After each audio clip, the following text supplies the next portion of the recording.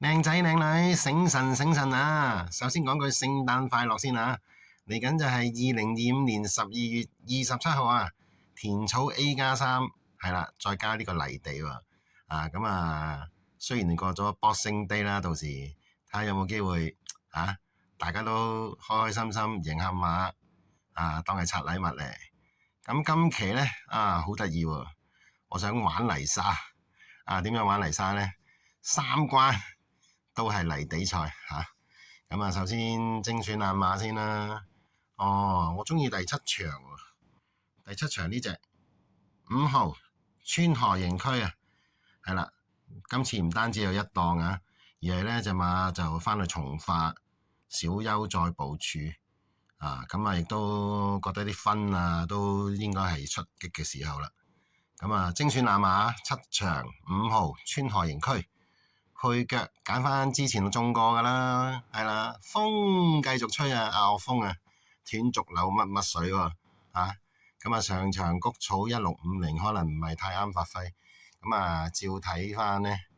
都應該係有啲分喺手風繼續吹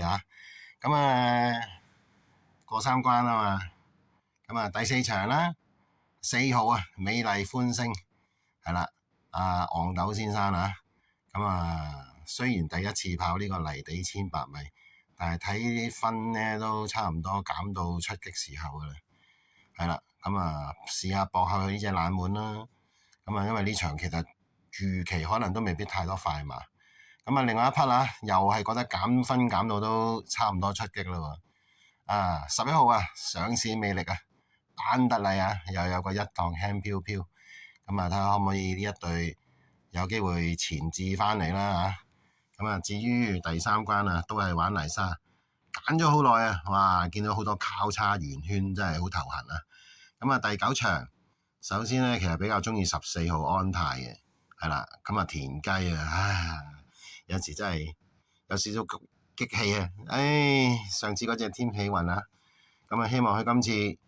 呢一場可能好多快放馬，會唔會真係喺後面大外一氣呢，衝返上嚟呢？第二選揀咗好耐信阿布文啦，黃龍飛象其實啲分呢好似有啲盡地，但係上場呢都呢個第二可能嚟緊會變成大熱門都唔出奇不過大家都知我都唔係好中意揀大熱門希望有其他馬成為大熱門啦，係啦，好啦，總結一下啦，嚟緊總共3場過三關。分別係4場4號美麗歡聲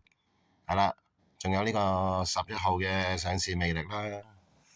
另外第7場係啦，川河營區5號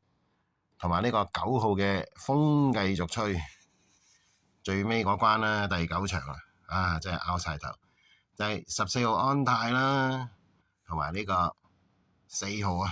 黃龍飛象。希望大家可以齊齊刷下咩啦！Merry Christmas！